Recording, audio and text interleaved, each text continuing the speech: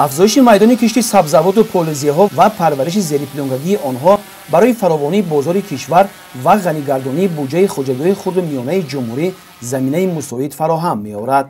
این است که دهقانان خوجه‌گیری خرد و میانه تابع جماعت به نام اکرم حسنوی نوحه شهرنو سال تا سال میدان کشت سبزوات و پولزی‌ها و دیگر نمود زراعت‌های بروقتی را موافق طلبات بازار داخلی و بیرونی زیاد نموده فایده خوب به دست می‌آورند. پرورش نوهای گوناگون قلفینه، پمیدور و بودرینگ و سیرپیاز و گلکلم را عین حال میتوان در میدانهای کشاد خوجه‌گیری دهقانی مشاهده نمود. دهقانان ابراز می‌دارند که از کشت و پرورش پولزی و سبزوات به خصوص پمیدور و بودرینگ درآمد خوب به دست می‌آورند.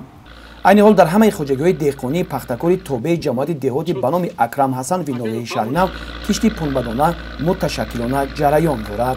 خوجه‌گیری به عنوان همین سال‌هاشته 30 گکتار نوی پخته دوستی کردیم.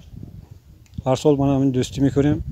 زمینه آبی با 5 گکتار 10 ستوک کارچکه کردیم. حاضر یا تکس برآمدگی همشه کارکرد با تیار شده داره میتیم. 5 گکتار 30 ستوک پیاز ترامایی کردگی ما همش برآمدگی داره.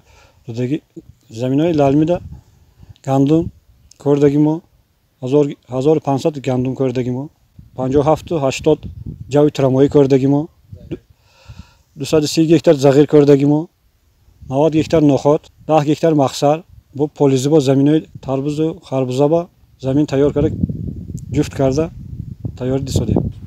در مجموع در موسم امساله کشت بهاری تا امروز در حدود جماعت دهاتی به نام اکرم حسنوی نوحه شهرنو پرورش سبزوات و پولزی‌ها در میدان‌های کشاد، گرمخانه‌ها و زیرپلانکاها خوب به راه مانده شده است و کشت این نمود محصول کشاورزی باز هم ادامه دارد. مشغولیت اساسی مردم جماعت دهاتی به نام اکرم حسنوی نوحه شهرنو این کشاورزی بوده. با نظرداشت امکانات‌ها ساکنان کوشش می‌نمایند که رشد استحصال محصولات تر و تازه را افزون نموده در تامین امنیت عضوقواری کشور سهم ارزنده گذارند. با این مقصد هر وجب زمین حاصلخیز از جانب دهقانان زحمتکش این منطقه ثمراناب استفاده برده می شود.